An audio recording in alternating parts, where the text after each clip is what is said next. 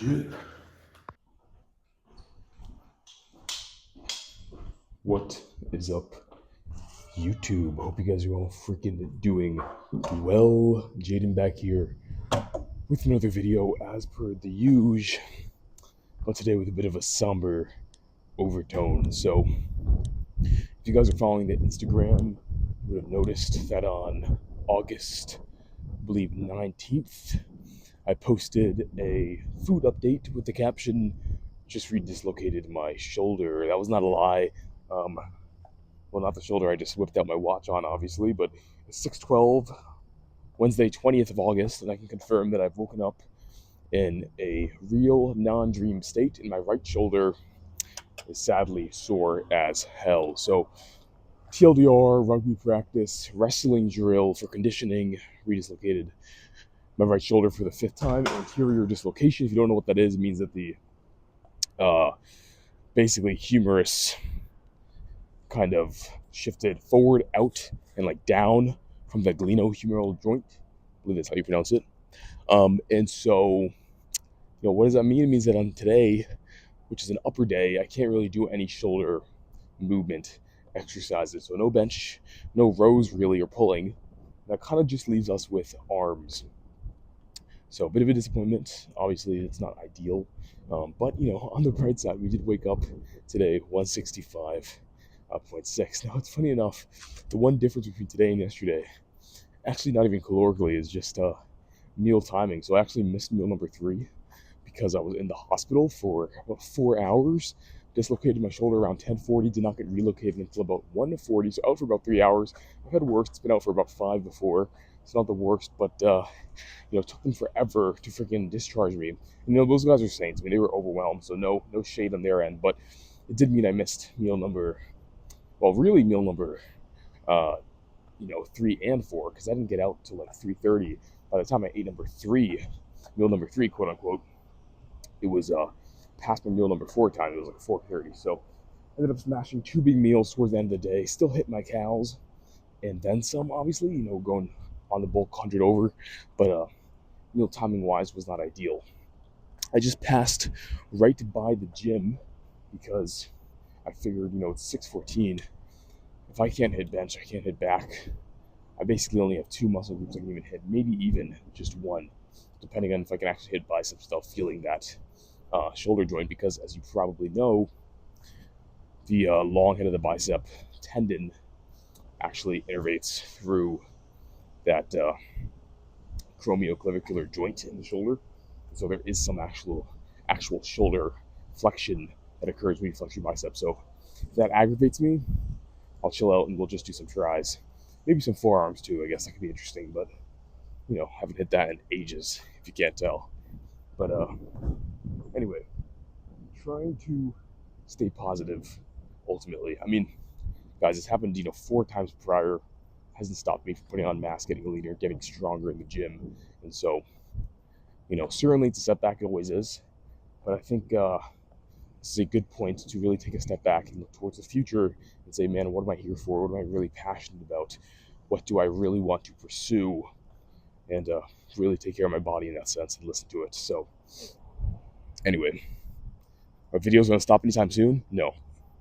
It's actually kind of a lie because I actually have to take a hiking trip in 3 days. So the videos will have to stop for about a day or 2. But long-term videos be stopping? No. Now, will this journey we're on be stopping it? No. Right? And that's what matters. It matters, what matters long-term, gosh, I can't talk, is getting back to base and freaking pushing hard and recovering and making sure that we can actually, be in this sport for a long time and a good time, right? So, thankfully, I've never dislocated my shoulder under weight. I think that's really when shit goes wrong, right? Because then you have that dislocation and that continued pressure to really like pull and rip and tear shit out of whack. So, as far as the doctor said, no fractures. I've never had an MRI, but I've been told probably my shit's not too out of whack. So, I don't know. I guess that's kind of theoretical, but hopefully no labrum tear or anything too serious. Now, once you've had this many dislocations, usually there is a pretty good chance that something is whack, something's out, something's torn, something's loose. But will it affect me from weightlifting?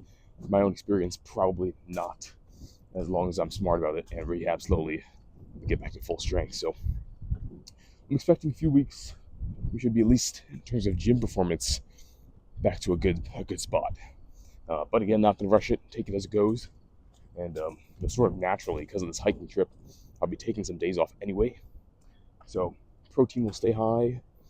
Try and get some good rest as best as we can when we're out in the woods, and let this thing recover.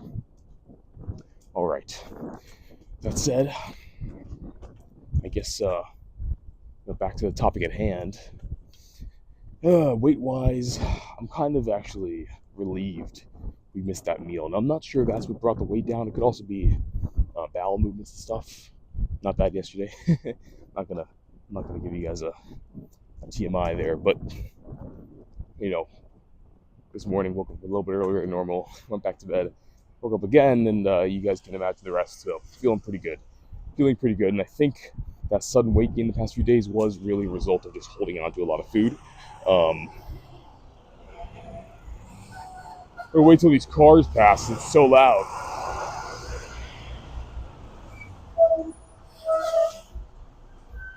But if you guys can hear me, hopefully. So I don't know. Going forward, I mean, it's like, man, if I am doing something with my diet where I'm holding 3 pounds, 2 pounds of food in my stomach every day that I don't need to be holding, that's not really right, is it? It doesn't sound right. It certainly doesn't feel right. So I need to try and figure out, for me, how to prevent that and standardize that so that every day I'm waking up nice, light, and sort of in tune with my body, my digestion, and all that good stuff. So, whether that means upping my fiber, could be. Most days I'm averaging between 30 and 40. Pretty much right in that middle there. A lot of that's coming from rice. And so, we'll see if that might need to get changed up a bit. You guys know I switched from white rice to brown rice. Like, about a month ago now, I guess. But made the switch largely because of the higher fiber content, so I wouldn't have to worry so much about my fiber from other sources other than my main carbohydrate source. And then the rest of my fiber right now is pretty much from 50-50 fruit and green peas.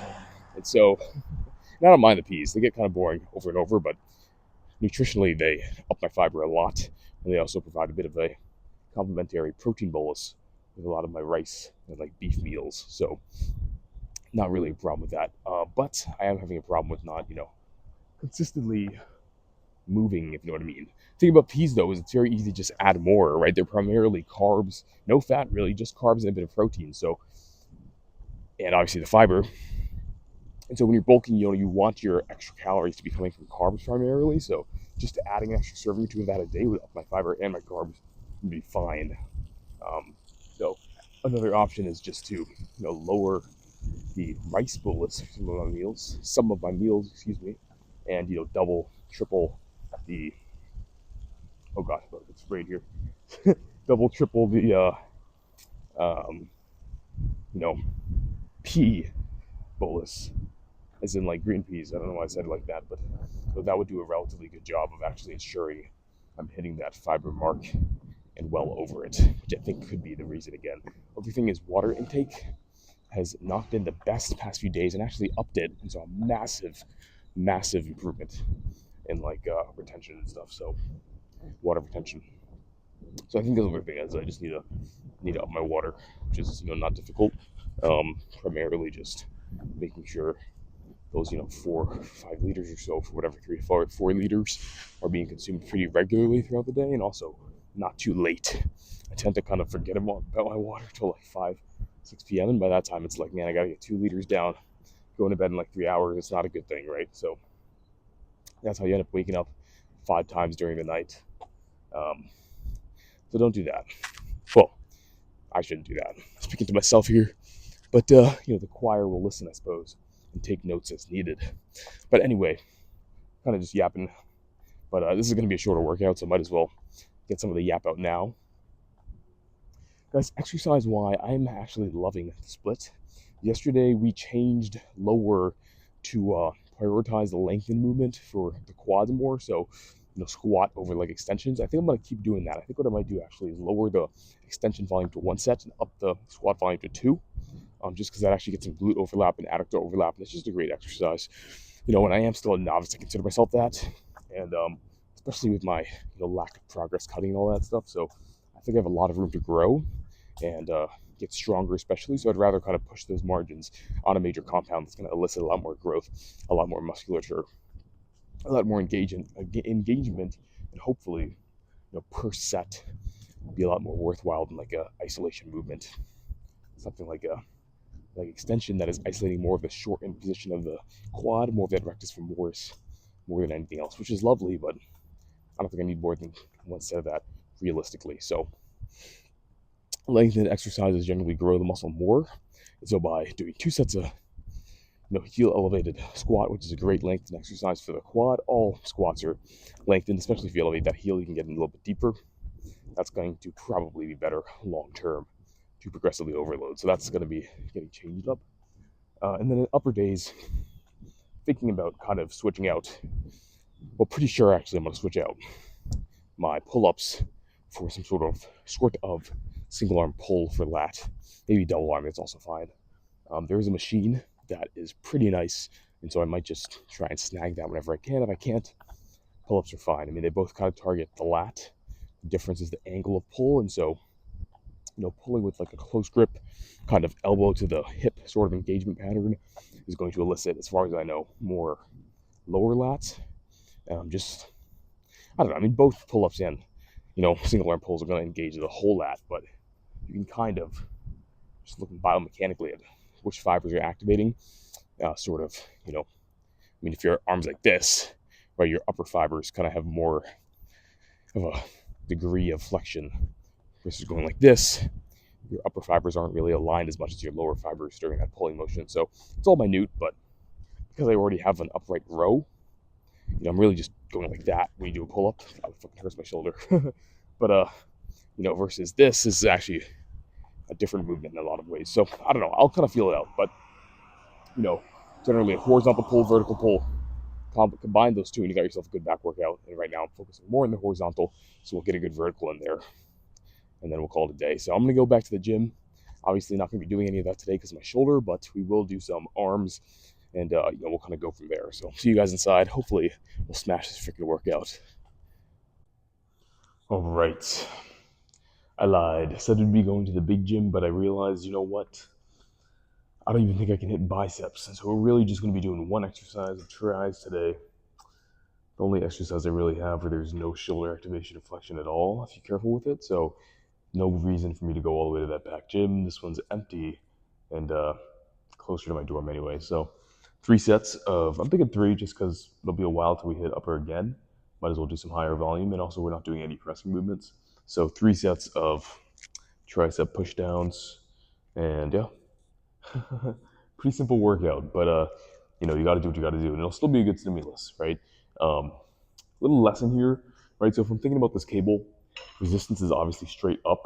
I'm looking at the joint of movement, it's basically right here, right? And so the further away your joint of movement is from the axis, the more torque, right? The more stress in that joint. And so if I look at the resistance profile of like a straight arm extension, it actually, like if I'm starting here, I'm not going to do it because it's my working weight, but I guess we can make the weight nice and light to demonstrate, right? So if I'm starting here, this is obviously not a lot of joint torque. When I get out to here, that distance between my elbow joint and the actual cable has increased. If you look at this, it's always 90 degrees from the line of motion, right? This is the line of motion.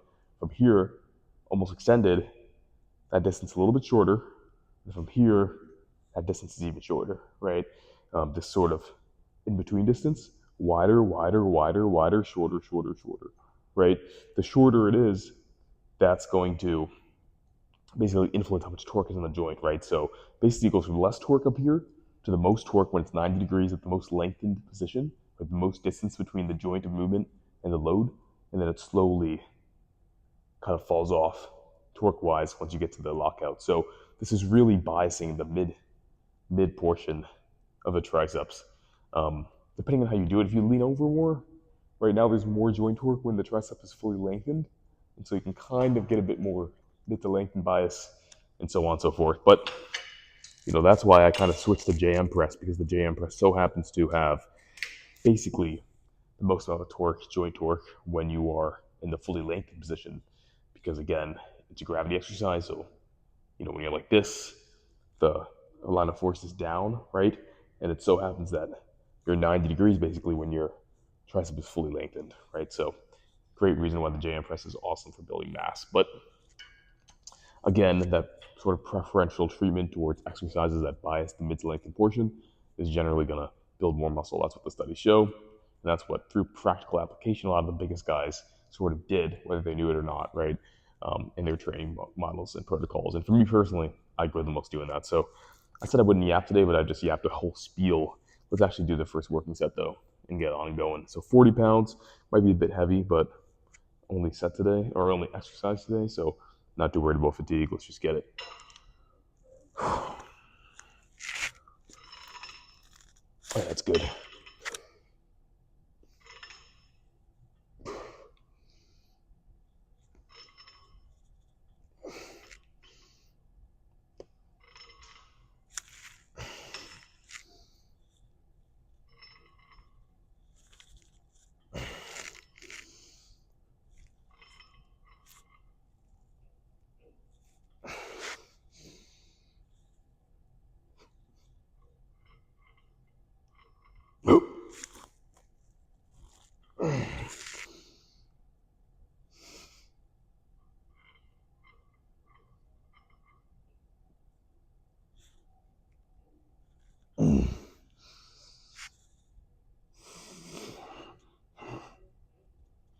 Okay, solid 8. Let's do one more. Other side. Take a second. Give yourself some time to recover, but don't need too long. I'm going to be careful over this side because this is the injured shoulder, so really try and keep it stabilized and not cheat. You can already feel it.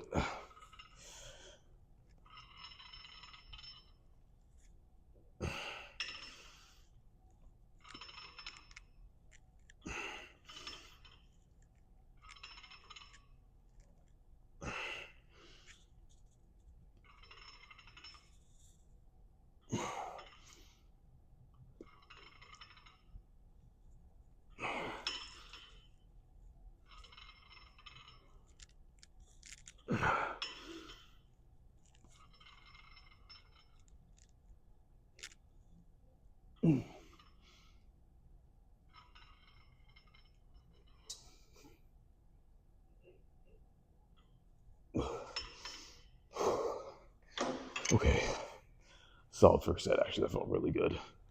Whew. All right, take a second, and we'll do 2 more.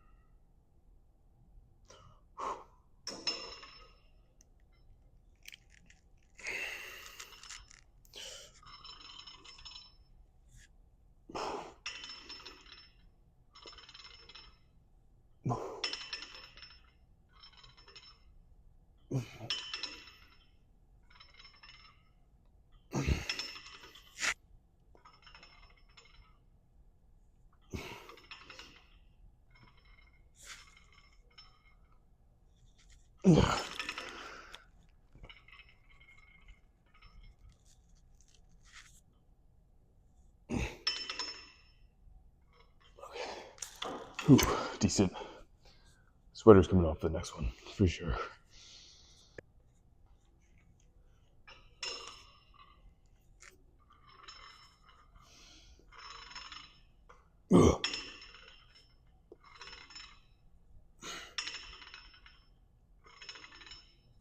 I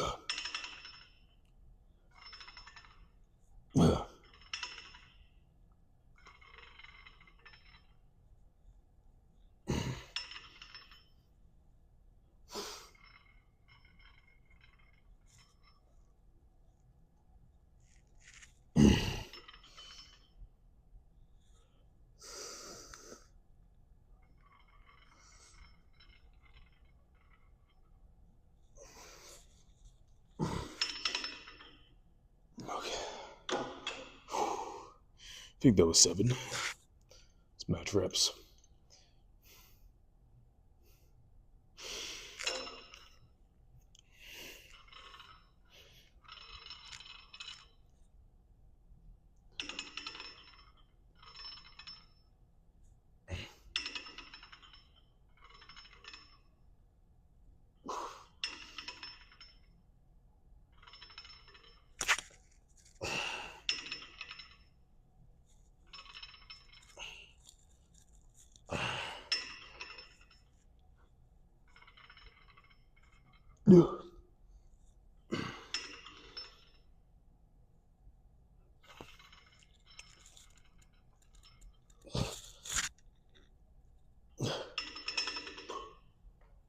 Okay.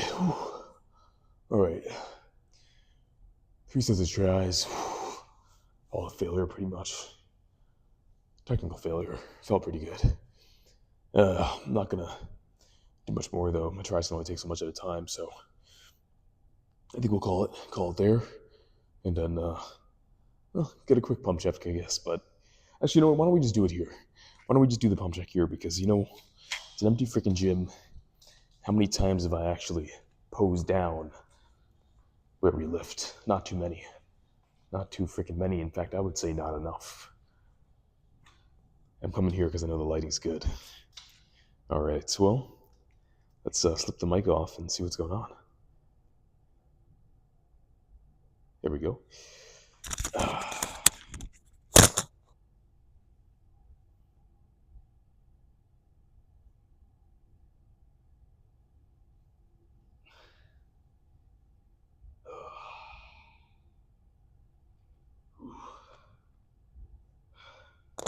Let's say that is one sore damn shoulder.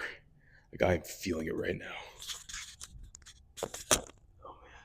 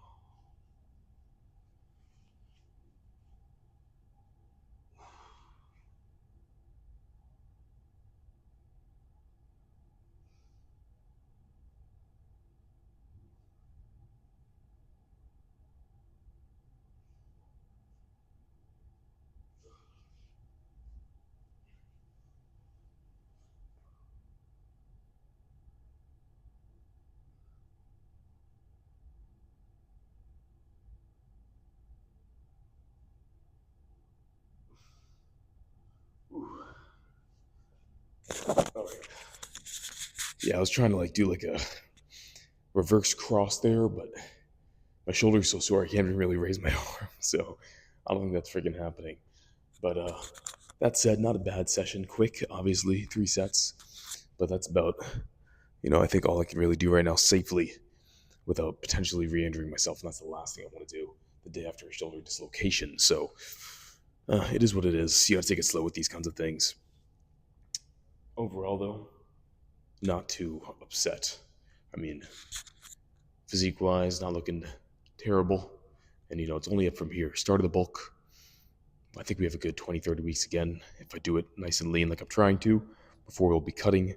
Then it'll be like a nice mini cut, get some flesh off, some fat off, and then continue bulking probably for the foreseeable future on repeat. So the days of 120-day cuts are hopefully over. Fingers crossed. But anyway, thank you guys for checking in like usual. You guys know the freaking drill. Stay lean, stay huge, stay hungry.